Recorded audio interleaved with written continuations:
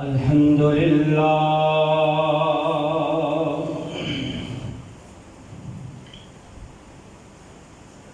الحمد لله رب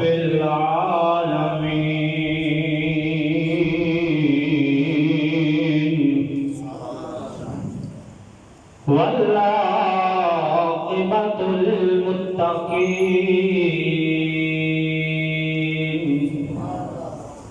والصلاة والسلام على سيد الأنبياء والمرسلين وأصحابه الهادين المهديين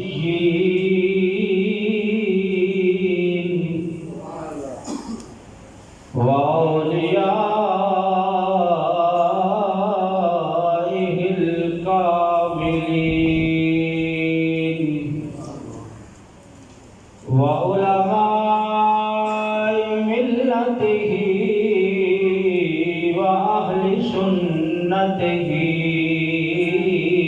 أجمعين أما بعد فأعوذ بالله من الشيطان الرجيم بسم الله الرحمن الرحيم واتخذ الله إبراهيم خليلا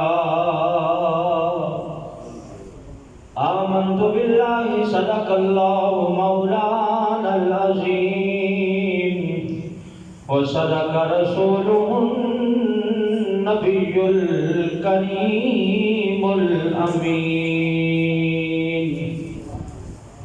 الصلاة والسلام عليك يا رسول الله وعلى آلك وأصحابك يا حبيب الله الصلاة والسلام عليك يا رحمة للعالمين وعلى آلك وأصحابك يا خاتم النبيين خودی کا سر نہانا الہ الا اللہ لا الہ خودی ہے تیغ فشاں لا الہ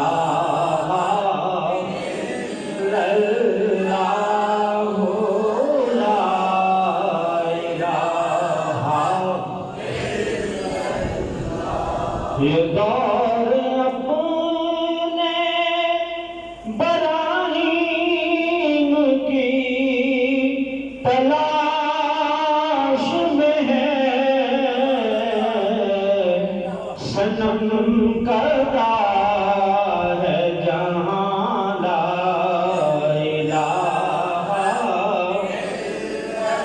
الا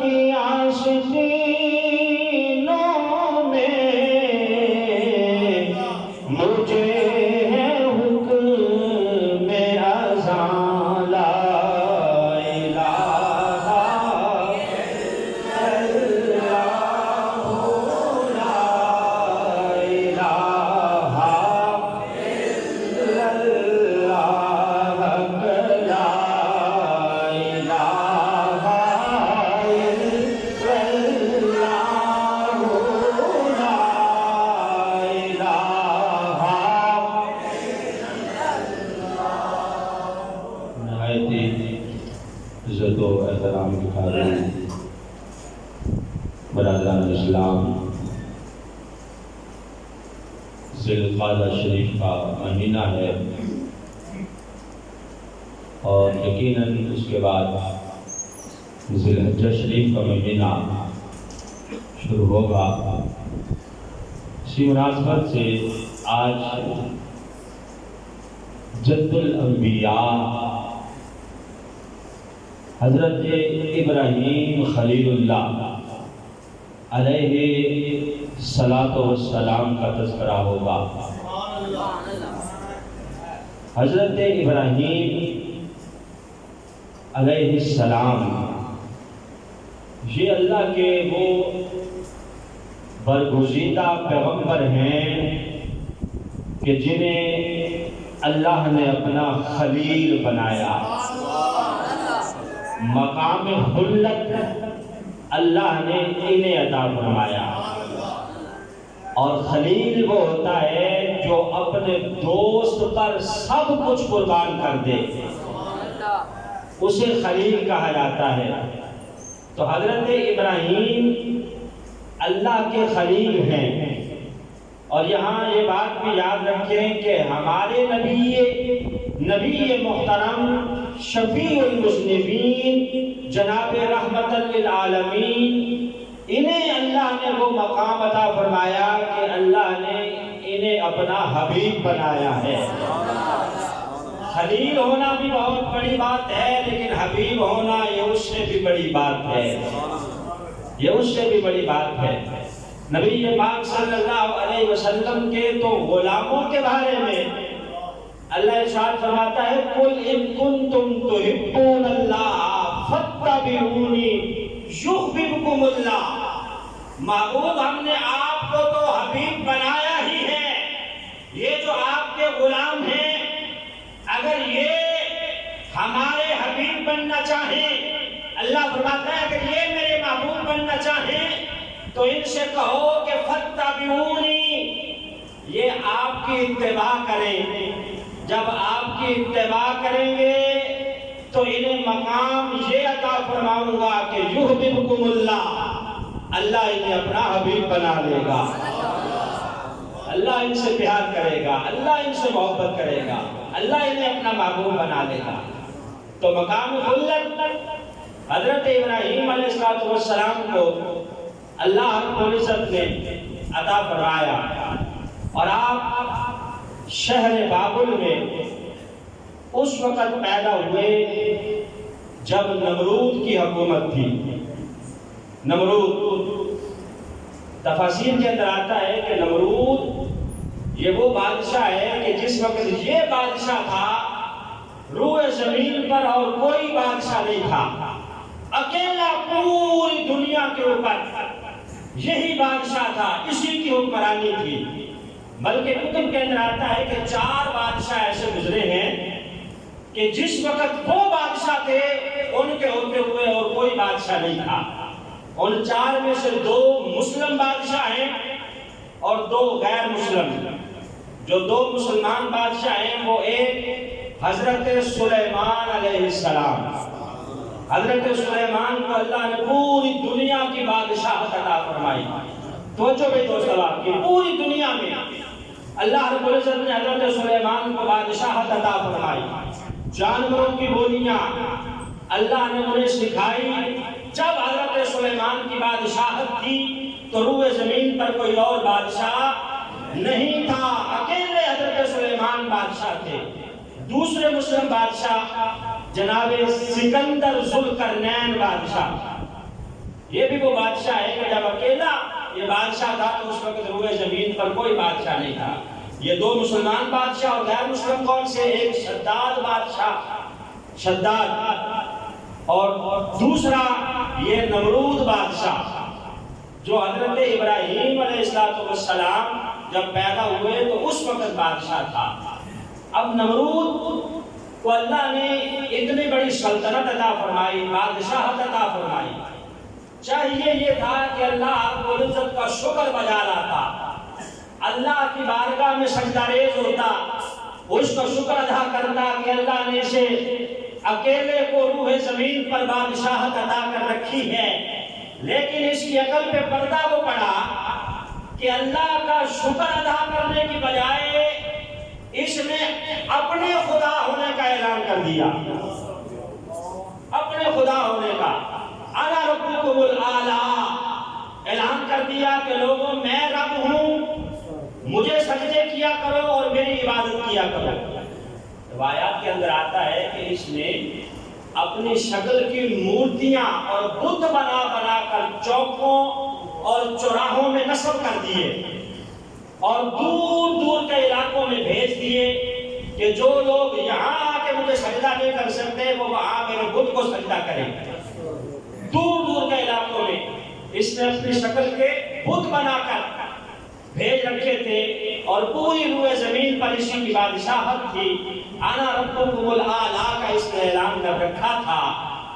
وقت گزرتا گیا، ایک دن سویا، اس نے خواب دیکھا۔ خواب دیکھتا ہے کہ آسمان پر ایک ستارہ طلوع ہوتا ہے اور اس ستارے کی چمک اتنی زیادہ ہے کہ اس کی روشنی کے آگے سورج کی روشنی بھی مدھم پڑ گئی ہے۔ اتنی روشنی اور چمک والا ستارہ آسمان پہ اس نے طلوع ہوتے دیکھا کہ اس کی روشنی کے آگے سورج کی روشنی بھی کم پڑ رہی ہے، ماند پڑ رہی ہے اور ختم ہو رہی ہے۔ جب اس نے یہ خواب دیکھا تو پریشان ہوا، بلا لیے نجومی اور خوابوں کی تعبیر بتانے والے جو اس کے درباری تھے، پوچھا کہ میں نے یہ خواب دیکھا ہے، اس کی تعبیر کیا ہے؟ اب وہ تعبیر بتانے والے نجومی غور و فکر کرنے لگے۔ غور و فکر کرنے کے بعد انہوں نے اسے تعبیر یہ بتائی کہ تمہارے اس خواب کی تعبیر یہ بنتی ہے کہ تمہاری سلطنت میں، تمہاری بادشاہت میں ایک بچہ پیدا ہونے والا ہے۔ جب وہ بچہ پیدا ہو کے بڑا ہوگا تو وہ اللہ رب العزت کی وحدانیت کی تبلیغ کرے گا۔ جب وہ تبلیغ کرے گا تو اس کی تبلیغ کے آگے تمہاری ساری بادشاہت ماند پڑ جائے گی، تمہاری بادشاہت کو خطرہ لاحق ہے۔ جب وہ بچہ پیدا ہوگا تو تمہارے آگے سے لوگوں کو اٹھا کے اس خدا وحدہ لا شریک کے آگے جھکا دے گا۔ لہذا اس کی تعبیر یہ ہے کہ تیری سلطنت میں ایک بچہ پیدا ہونے والا ہے، اگر وہ پیدا ہو کے بڑا ہو گیا تو تیری بادشاہت ختم ہو جائے گی، تیری بادشاہت کو خطرہ ہے۔ جو تو نے سورج کی روشنی ماند پڑتے دیکھی ہے، اس کا مطلب یہ ہے کہ اس بچے کے جوان ہوتے ہی تیری بادشاہت کی روشنی ماند پڑ جائے گی، تیری بادشاہت ختم ہو جائے گی۔ اب اس نے مشورہ کرنا شروع کیا۔ جب اس نے اپنا تخت کانپتے دیکھا، جب کرسی جا رہی ہونا تو پھر بہت کچھ لوگ پر گزرتے ہیں، پھر جائز اور ناجائز کا بھی خیال نہیں رکھتے۔ اس نے جب اپنی کرسی ہلتے ہوئے دیکھی، مشورہ کیا کہ اب کیا کیا جائے۔ مشورہ کرنے کے بعد اس نتیجے پہ پہنچا کہ مرد و خواتین کا آپس میں ملاپ بند کر دیا جائے، پابندی لگا دی جائے، اور جو بچہ بھی پیدا ہو، اگر وہ بچی ہے تو اسے زندہ رہنے کا حق ہے، اگر بچہ ہے تو اسے پیدا ہوتے ہی مار دیا جائے۔ یہ نمرود نے پوری اپنی سلطنت میں اعلان کروا دیے کہ لوگوں، جس کے گھر میں بچہ پیدا ہوگا وہ پیدا ہوتے ہی اس کا گلا دبا دے گا، اگر نہیں دبائے گا تو نمرودی سپاہی آئیں گے اور آ کے پھر جو حال کریں گے اس کا ذمہ دار وہ خود گھر والا ہوگا۔ بچے کو بھی مار دیا جائے گا، اس کے والدین کو بھی مار دیا جائے گا۔ اب ایک عرصہ تک یہی ہوتا رہا، ہزاروں بچے مروا دیے اس عالم نے کہ کہیں حضرت ابراہیم پیدا نہ ہو جائے۔ جب ہر طرف ظلم و بربریت ہے، شرک ہے اور بے گناہ بچوں کو قتل کیا جا رہا ہے، تو اللہ رب العزت کو ان حالات میں دکھی انسانیت پہ رحم آیا اور اللہ نے حضرت ابراہیم کو مبعوث فرمانے کا ارادہ کر لیا۔ اور اللہ اگر کسی چیز کا ارادہ کر لے کہ یقضی اللہ امرا کان مفعولا، تو پھر وہ کام ہو کے ہی رہتا ہے۔ ساری دنیا اگر جب مخالف ہو جائے، اللہ ارادہ کر لے کہ یہ کام ہونا ہے، کون کہتا ہے فیکون، ہر چیز ہو جاتی ہے۔ اس کے آگے نہ دنیا ڈھال بن سکتی ہے، نہ بادشاہ ڈھال بن سکتے ہیں، بلکہ لیقضی اللہ امرا کان مفعولا، وہ جس چیز کا ارادہ کرتا ہے وہ کام ہو کے رہتا ہے، چاہے کچھ بھی ہو جائے۔ اب اللہ نے ارادہ کر دیا حضرت ابراہیم علیہ السلام کی بعثت کا، تو ہوا یہ کہ حضرت ابراہیم علیہ السلام کی والدہ جو حاملہ تھی انہیں درد ذہ ہوا۔ اس بچہ پیدا ہونے والی جو کیفیت ہے، وہ درد جب شروع ہوا تو آپ جنگلوں کی طرف نکل پڑی۔ جنگلوں میں پہاڑ کی ایک غار کے اندر آپ نے پناہ دی۔ روایات کے اندر آتا ہے، قرآن نے بھی حضرت ابراہیم کے قصے کو بیان کیا ہے، اور دیگر کتب تاریخ بھی اس بات کو بیان کرتی ہیں کہ آپ نے پہاڑ کی ایک غار کے اندر پناہ لی، وہاں حضرت ابراہیم خلیل اللہ علیہ السلام کو جنم دیا۔ حضرت ابراہیم پیدا ہوئے، اب آپ کی والدہ نے آنکھ بھر کے بچے کی طرف دیکھا، خوبصورت چہرہ ہے، سوچتی ہیں کہ اگر ساتھ لے جاؤں گی تو زندہ نہیں چھوڑا جائے گا، اور اپنے ہاتھوں سے بھی گلا نہیں دبا رہی۔ پھر کیا کرتی ہیں کہ اللہ رب العزت کے سہارے اسی غار میں حضرت ابراہیم کو چھوڑ کے واپس آ جاتی ہیں، اپنے گھر آ جاتی ہیں، آخری مرتبہ دیدار کر کے آنسوؤں کے ساتھ اس نومولود بچے کو غسل دے کے اس کے چہرے کا دیدار کر کے واپس چل پڑتی ہیں کہ یا اللہ اگر تیری رضا اسی میں ہے تو تیری یہ بندی اسی میں راضی ہے۔ چل پڑی، گھر آ گئی۔ ادھر اللہ رب العزت نے جناب جبریل کو حکم دیا کہ جبریل جی رب جلیل، کہا جلدی کر، ننھا ہے ابھی میرا خلیل۔ یا اللہ کہاں ہے؟ کہا غار میں جا، وہاں جا کے میرے ابراہیم خلیل کی خبر لے، جسے بچپنے میں اس کی ماں چھوڑ کے گھر چلی گئی ہے۔ حضرت ابراہیم علیہ السلام کی اسی حالت میں جناب جبریل آئے، اور آ کر کیا دیکھا کہ رات کا وقت ہے، اندھیری غار ہے، لیکن حضرت ابراہیم کے چہرے کا نور اتنا ہے کہ پوری غار جگمگا رہی ہے، پوری غار روشن ہے۔ کہا یا اللہ کیا حکم ہے؟ کہا اس کا ہاتھ پکڑ اور پکڑ کے اس کے منہ میں دے دے۔ جناب جبریل نے ہاتھ پکڑا سیدھا اور پکڑ کے ننھے خلیل کے منہ میں دیا۔ روایات کہتی ہیں کہ ایک انگلی سے دودھ جاری، دوسری انگلی سے شہد جاری، اور تیسری انگلی سے میٹھا پانی جاری، یعنی اللہ نے ابراہیم کی انگلیوں کے کنیکشن جنت کی نہروں کے ساتھ ملا دیے ہیں۔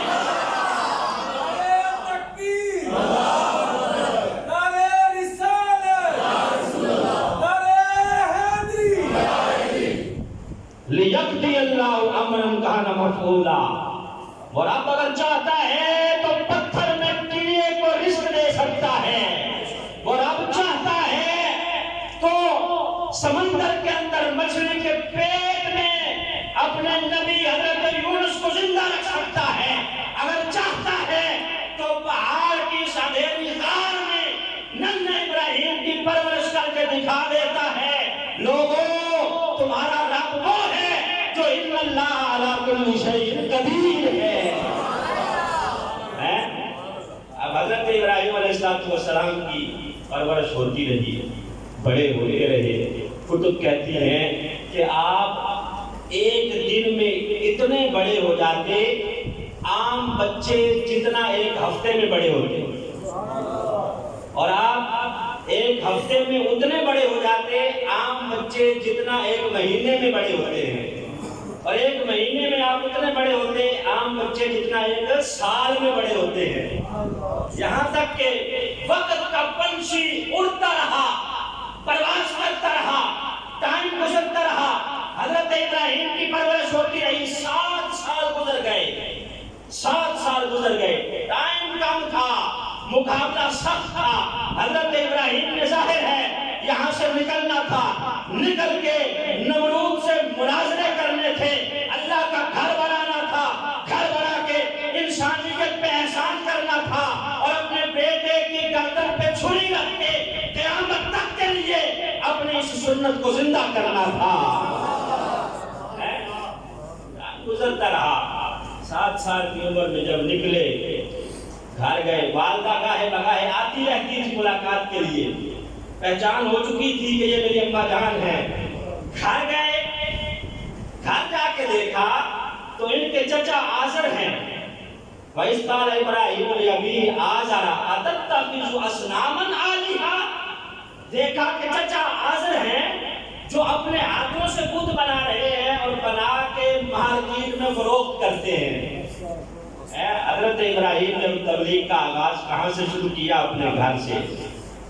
پہلے گھر سے، گھر کی خبر لینی چاہیے نا، یہ نہیں کہ گھر کا پتہ ہی کوئی نہیں اور باہر لوگوں کو بندہ تبلیغ کرتا پھرے۔ حضرت ابراہیم کی سنت ہے کہ گھر سے آغاز کیا، کہا وَإِذْ قَالَ إِبْرَاهِيمُ لِأَبِيهِ آزَرَ۔ اب یہاں آزر کو قرآن نے ابی کہا ہے، لِأَبِيهِ، حالانکہ آزر حضرت ابراہیم کے باپ نہیں ہے بلکہ چچا ہیں، چچا ہیں حضرت ابراہیم کے باپ۔ کیوں کہا ابھی، کیوں کہا؟ اس لیے کہا کہ عربی میں چچا کے لیے بھی باپ کا لفظ استعمال ہوتا تھا، چچا کو بھی باپ کہا جاتا تھا۔ نبی پاک صلی اللہ علیہ وسلم اپنے چچا جناب عباس بن عبد المطلب کو اکثر ابھی یعنی والد محترم کہہ کے پکارا کرتے تھے، اور پھر آزر نبی پاک صلی اللہ علیہ وسلم، بلکہ آزر جناب ابراہیم علیہ السلام کے والد ہو بھی نہیں سکتے تھے۔ کیوں نہیں ہو سکتے تھے؟ اس لیے کہ یہ بت پرست ہیں، یہ بت بناتے ہیں، مشرک ہیں۔ انہی ابراہیم کی اولاد میں نبی آخر الزمان کا ظہور ہونا تھا، اور سرکار نے فرمایا کہ لوگوں سن لو، میرے آباء و اجداد میں، میرے ابا جان سے لے کے جناب آدم تک، میں نیک والدین، نیک آباء کی پشتوں سے نیک ماؤں کے رحموں میں ٹرانسفر ہوتا رہا ہوں۔ میں کہ میری پیدائش میں ذرا سا بھی شرک کا جو ہے وہ ناجائز کام ملا ہوا نہیں ہے۔ سرکار نے فرمایا کہ میں پاک باپوں کی پشتوں سے ٹرانسفر ہوتا ہوا پاک ماؤں کی رحموں میں آتا رہا۔ یعنی آزر اس بات سے بھی پتہ چلتا ہے کہ چچا ہے، والد نہیں ہے۔ تو حضرت ابراہیم نے چچا سے کہا کہ آپ ہاتھوں سے بنا کے انہیں اور ان کی پوجا کرتے ہو، یہ کیا کام شروع کر رکھا ہے؟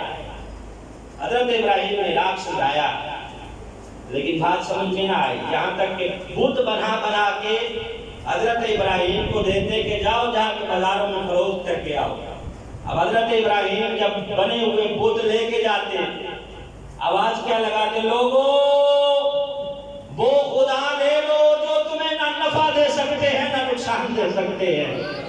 لوگوں اپنے وہ خدا خرید لو جو تم نے اپنے ہاتھوں سے بنائے ہیں، ہاتھوں سے تراشے ہیں۔ یہ خدا وہ ہیں جو نہ تمہیں فائدہ دے سکتے ہیں نہ نقصان دے سکتے ہیں، نہ تمہارا کام کر سکتے ہیں اور نہ بارش برسا سکتے ہیں، نہ دودھ نکال سکتے ہیں۔ خدا وہ ہے جو سورج کو بھی طلوع کرتا ہے اور چاند کو بھی طلوع کرتا ہے۔ گزرتا رہا، ایک دن کچھ لوگ اکٹھے ہو کر جناب ابراہیم کے پاس آئے اور آ کے آسمان میں چمکتے ستاروں کو دیکھ کر کہنے لگے، ابراہیم یہ ستارے جو آسمان میں چمک رہے ہیں نا، یہ ہمارے خدا ہیں، لہذا تم بھی انہیں اپنا خدا مانو اور ان کو سجدہ کرو۔ قرآن کہتا ہے فَلَمَّا جَنَّ عَلَيْهِ اللَّيْلُ رَأَىٰ كَوْكَبًا قَالَ هَٰذَا رَبِّي۔ جب انہوں نے کہا نا کہ یہ جو ستارے چمک رہے ہیں یہ ہمارے خدا ہیں، تمہارے بھی یہ خدا ہیں، قَالَ هَٰذَا رَبِّي، یہ میرے خدا ہیں۔ کہا ہاں یہ تمہارے خدا ہیں۔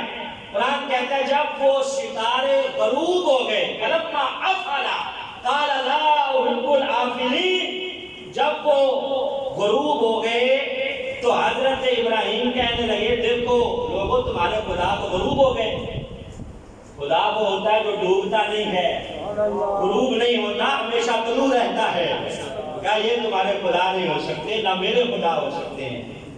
وہ چلے گئے ستاروں کی پوجا کرنے والے، چاند کو پوجنے والے آ گئے۔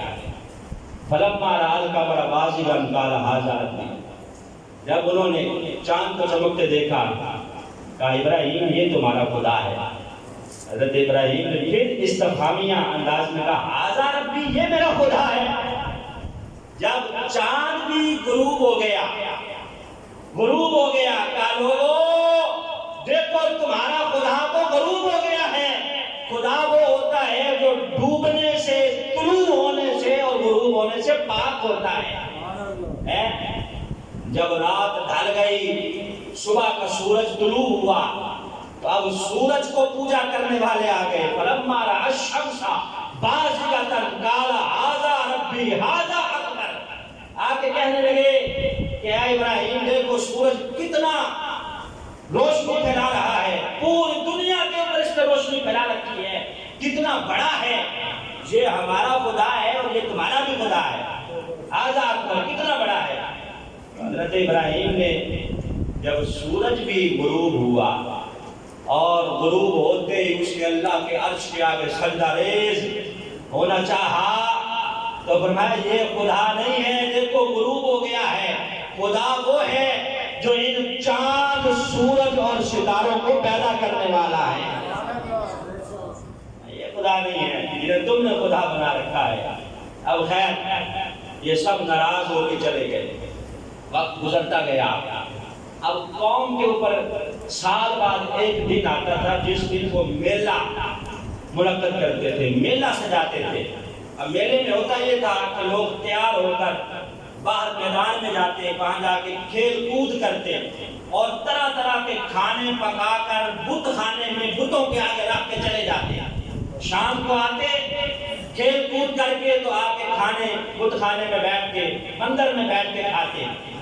جب سال بعد وہ میلہ آیا تو لوگوں نے حضرت ابراہیم سے بھی کہا کہ آؤ چلے میلے پر۔ تو حضرت ابراہیم نے کیا کہا کہ میں نہیں جاؤں گا، میں بیمار ہوں۔ سکیم کے لفظ قرآن مجید کے اندر موجود ہے کہ میں بیمار ہوں، میں نہیں جاؤں گا۔ اب بیمار کیوں کہا؟ یہاں لوگ کہتے ہیں کہ حضرت ابراہیم نے جھوٹ بولا، بیمار تو نہیں تھے، بہانہ لگایا کہ میں بیمار ہوں۔ تو یہاں مفسرین نے اس کی تفسیر کرتے ہوئے لکھا ہے کہ انہوں نے جو بیمار کہا وہ بیمار غم کا مرض کہا کہ مجھ پہ غم کا مرض لاحق ہے کہ میری اس قوم کا بنے گا کیا۔ انہوں نے جو خود کو بیمار کہا وہ بیماری غم کی تھی، حزن کی تھی، اور غم بھی بڑی بڑی بیماری ہے۔ اس غم کی بیماری کو اطباء کہتے ہیں کہ یہ آدھا بڑھاپا ہے۔ بڑھاپا بندے کے اوپر غم کی وجہ سے جاری ہوتا ہے، جب بندہ غمگین ہوتا ہے، پریشان رہتا ہے۔ تو آپ نے جو بیماری کی طرف اشارہ کیا وہ اشارہ یہ تھا کہ میں غم کے مرض میں مبتلا ہوں کہ میری اس قوم کا کیا بنے گا۔ کہا تم جاؤ، اور ساتھ ہی کہہ دیا وَتَاللَّهِ لَأَكِيدَنَّ أَصْنَامَكُمْ بَعْدَ أَن تُوَلُّوا مُدْبِرِينَ، کہ تم جاؤ ذرا، میں پیچھے سے ذرا تمہارے خداؤں کی خبر دوں گا، میں کر لیتا ہوں آج ان کا بندوبست، تم جاؤ۔ اب یہ سب چلے گئے کھانے پکا کے، مندر کے اندر رکھ کے، سب چلے گئے میلہ منانے کے لیے۔ حضرت ابراہیم خلیل اللہ نے اب بت خانے میں آ کر کلاڑے کے ساتھ، وہ جو چھوٹے چھوٹے بت تھے ان تمام بتوں کو توڑ دیا، کسی کا بازو کاٹا، کسی کی ٹانگ کاٹی، کوئی لنگڑا کر دیا، کسی کا بازو کاٹ دیا، کاٹ کر ان سب کو گرا کے وہ جو کلاڑا تھا وہ بڑے بت کے کندھے پہ رکھ دیا۔ رام کے خود حضرت ابراہیم علیہ السلام وہاں سے چل دیے۔ اب شام کو جب قوم آئی، آ کے دیکھا کہ یہ ہمارے خداؤں کے ساتھ معاملہ کس نے کیا۔ سوچ و بچار کرنے کے بعد قرآن نے تفصیل کے ساتھ اسے بیان کیا ہے کہ لوگ پہنچ گئے کہ یقیناً یہ ابراہیم نامی وہ نوجوان ہی ہے جو ہمارے بتوں کو برا بھلا کہتا تھا، اسی کا کام ہوگا، اسے ہم نے کہا تھا کہ چلو ہمارے ساتھ وہ نہیں گیا تھا، پیچھے وہی تھا، اس نے ہی یقیناً ہمارے خداؤں کو مارا ہوگا اور توڑا ہوگا۔ اب حضرت ابراہیم علیہ السلام کو بلا لیا گیا، کہا کہ یہ ہمارے خداؤں کا حال تم نے کیا ہے۔ حضرت ابراہیم کہنے لگے کہ میں تمہیں ایک پتے کی بات، دانائی کی اور عقل کی بات بتاتا ہوں۔ وہ دانائی کی بات یہ ہے کہ قاتل وہ ہوتا ہے جس سے آلہ قتل برآمد ہو۔ آلہ قتل کس کے پاس ہے؟ تمہارے بڑے بت کے کندھے پہ رکھا ہوا ہے، یقیناً اسی نے ہر سارے چھوٹے بتوں کو توڑ دیا ہے اور ہلاک کر دیا ہے۔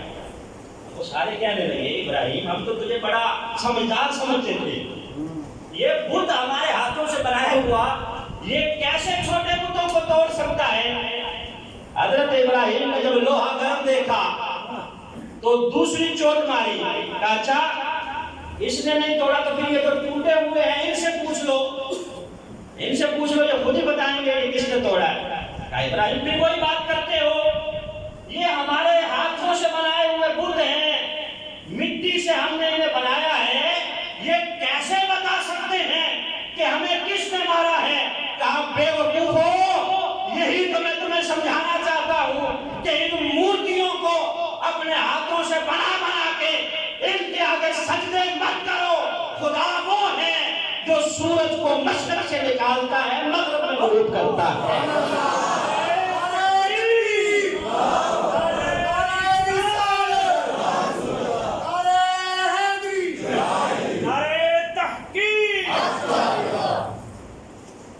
حضرت ابراہیم نے تو بتوں کو توڑا ہے، مندر گرائے ہیں۔ نبی یہ بات نے فرمایا کہ میں ملت ابراہیمی پر ہوں، اور ملت ابراہیمی پر ہونے کی وجہ سے اس امت اور مسلمان قوم کو یہ زیب دیتا ہے کہ اسلامی جمہوریہ پاکستان کے دارالحکومت میں مندر بنا دے۔ ہم تو ملت ابراہیمی پر ہیں نا، حضرت ابراہیم نے تو بت توڑے ہیں اور مندر گرائے ہیں، اور تم سرکاری خرچے میں مندر بنا بنا کے دینا چاہتے ہو۔ ہندوؤں کے لیے مندر بنانے کے لیے پیسے ہیں، سکھوں کے لیے گردوارے بنانے کے لیے پیسے ہیں، اور خدا کا واسطہ ہے کبھی سرکاری خرچے پر کسی مسجد کا بھی افتتاح کرو۔ جب سے پاکستان بنا ہے آج تک ہم نے نہیں دیکھا کہ کسی وزیر اعظم نے سرکاری خرچے پر مسجد بنانے کا اعلان کیا ہو۔ کہ آپ لوگ چاہتے ہیں کہ آپ کے ٹیکس کے پیسے سے مندر بنے؟ کہتے نہیں، گورنمنٹ کہتی ہے کہ ہم اپنے خرچے میں بنانا چاہتے ہیں۔ گورنمنٹ کے باپ کا پیسہ ہے، وہ مجھے لگاتی ہے، کنک بیچتی ہے تو کاٹ کاٹ کے گورنمنٹ جو ہے وہ پیسہ کماتی ہے، وہ ہماری جیبوں سے جاتا ہے۔ ٹیکس اس طرح طرح کے ہمارے اوپر نافذ کر رکھے ہیں، بلوں میں ٹیکس ہیں، آپ جائیداد لیتے ہیں، رجسٹری بنواتے ہیں، اس کے اوپر بھاری ٹیکسز ہیں جو گورنمنٹ کی جیب میں جاتے ہیں۔ تو یہ سارا پیسہ عوام کا پیسہ ہے، عوام نہیں چاہتی کہ اس کے ٹیکس کے پیسے سے مندر بنے، کیوں کہ ہم ملت ابراہیمی پر ہیں۔ ابراہیم نے اور نبی محترم نے بتوں کو توڑا ہے، مندر بنا بنا کے نہیں دیے۔ ہاں ان کے جو پہلے سے مندر موجود ہیں وہ رہے موجود، ہم ان کو نہیں کہتے کہ انہیں نگلا دیا جائے، پہلے سے جو ہیں وہ موجود رہیں یا اپنے خرچے پر اگر وہ کہیں بنانا چاہتے ہیں تو بنائیں، اگر ان کی آبادی اتنی ہے کہ انہیں ضرورت ہے وہاں اس علاقے میں تو وہ بنائیں۔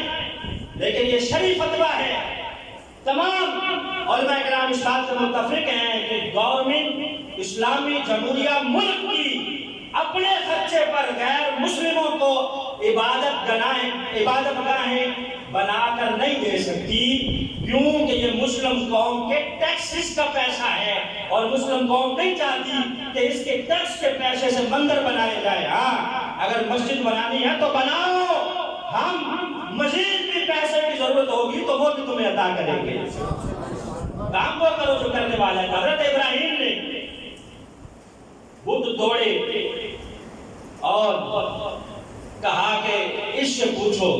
اب وہ سارے جو بت پرست مشرک تھے تیش میں آ گئے، غصے میں آ گئے، حضرت ابراہیم کو پکڑا اور پکڑ کے نمرود کے دربار میں۔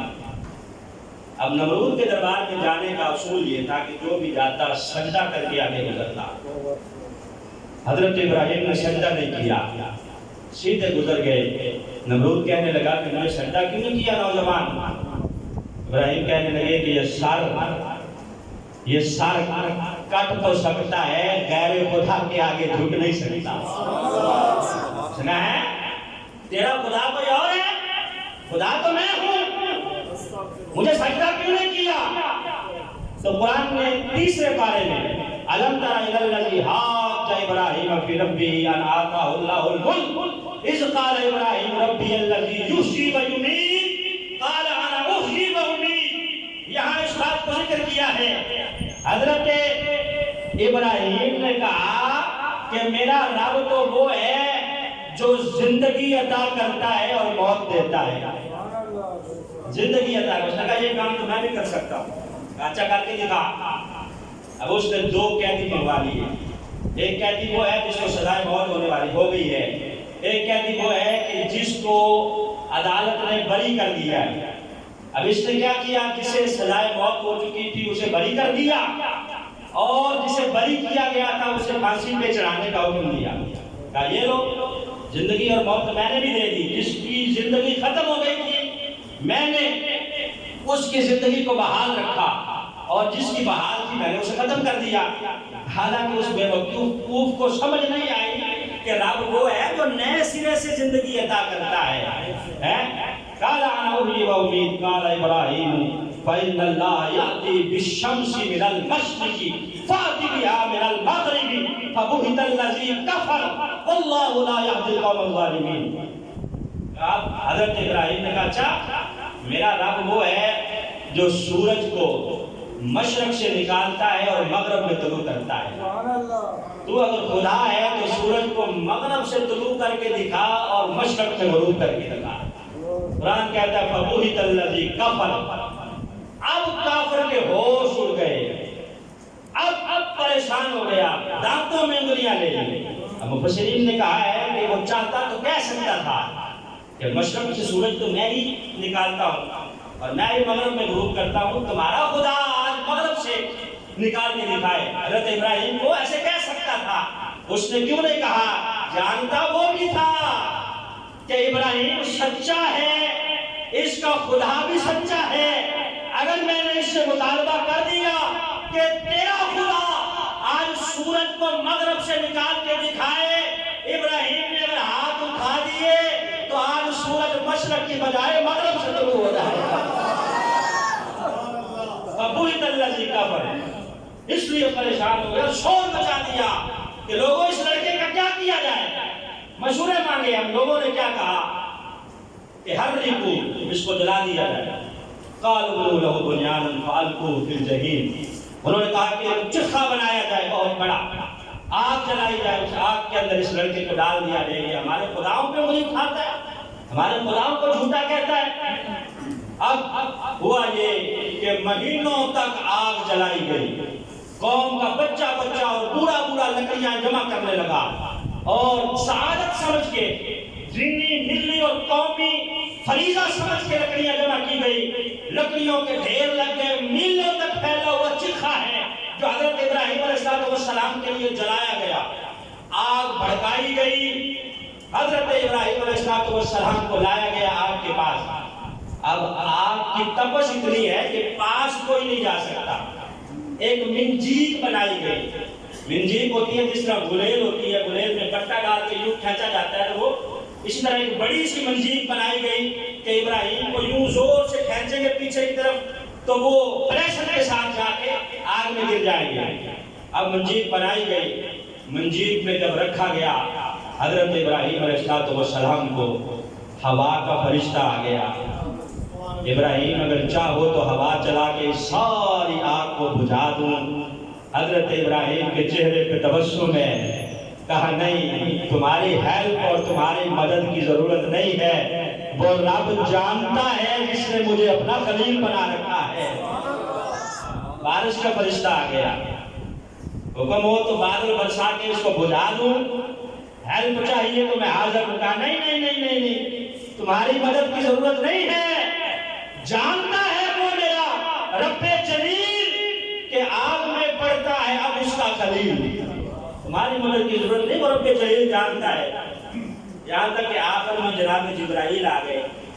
اللہ کا من حاجت، ابراہیم کوئی حاجت ہے تو بتاؤ، میں مدد کرنے کے لیے تیار ہوں۔ کہا نہیں، تمہاری مدد کی ضرورت نہیں ہے، رب جانتا ہے جس نے مجھے اپنا خلیل بنا رکھا ہے۔ اب معراج کی رات میں نبی پاک معراج پر گئے، جب سدرۃ المنتہا پر جناب جبرائیل ٹھہر گئے تو نبی پاک نے اس وقت جبریل سے پوچھا کہ جبریل اللہ کا من حاجت، تم نے میرے بابا ابراہیم سے پوچھا تھا کہ کوئی حاجت ہے تو بتاؤ، آج میں تم سے پوچھ کے وہ بدلہ چکانا چاہتا ہوں۔ اگر تم نہیں جا سکتے، تمہاری پرواز کی حدیں ختم ہو گئی ہیں، میں آگے جاؤں گا۔ اللہ کا من حاجت، آج تم بتاؤ تمہاری کوئی حاجت ہے تو اللہ کی بارگاہ میں پیش بھی کروں گا اور منظور بھی کروا کے آؤں گا۔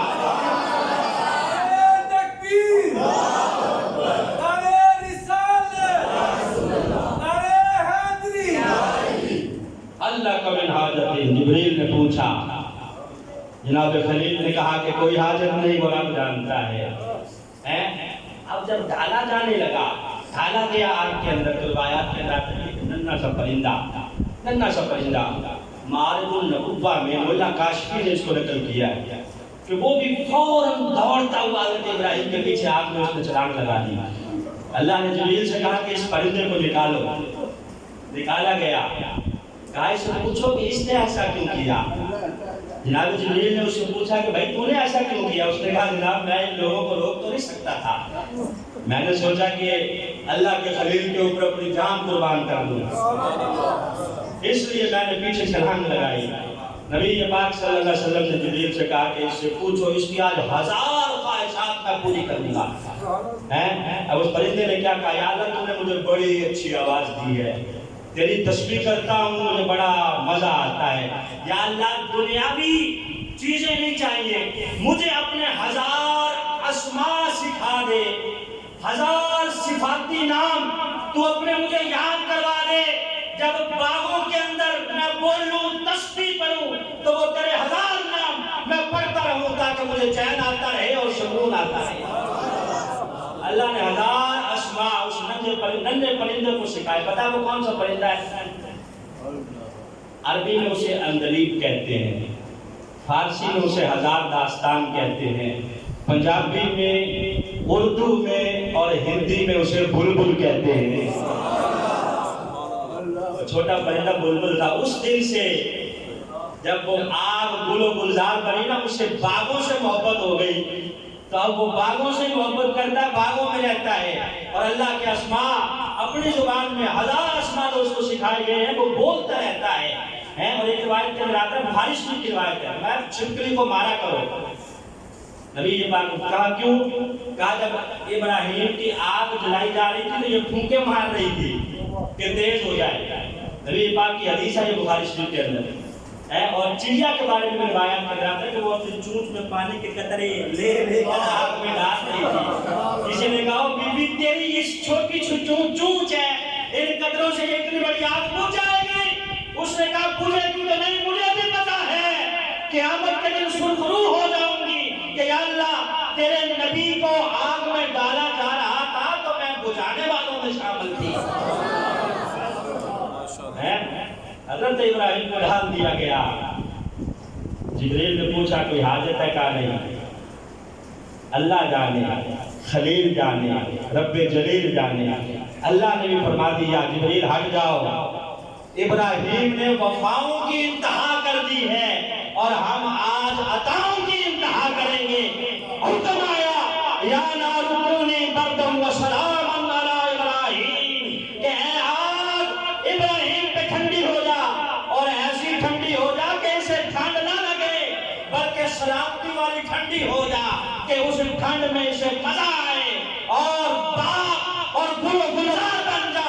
وہ ساری کی ساری آگ گل و گلزار بنی۔ قرآن کہتا ہے کہ جب ابراہیم ساری آزمائشوں پہ پورے اترے تو اللہ رب العزت نے انہیں امام بنا دیا۔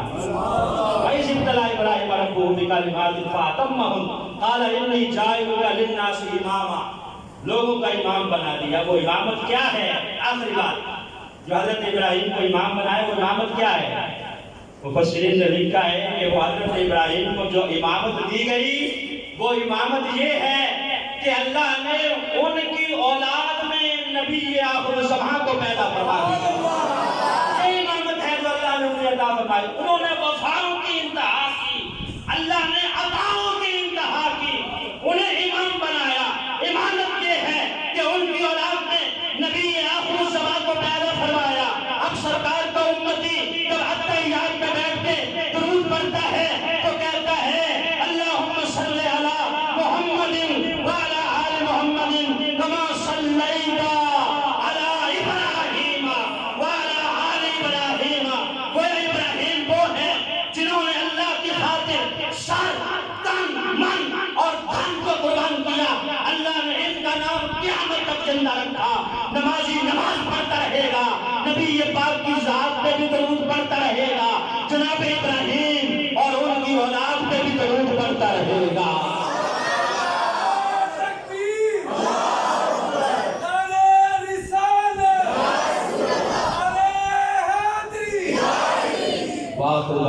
الحمدللہ.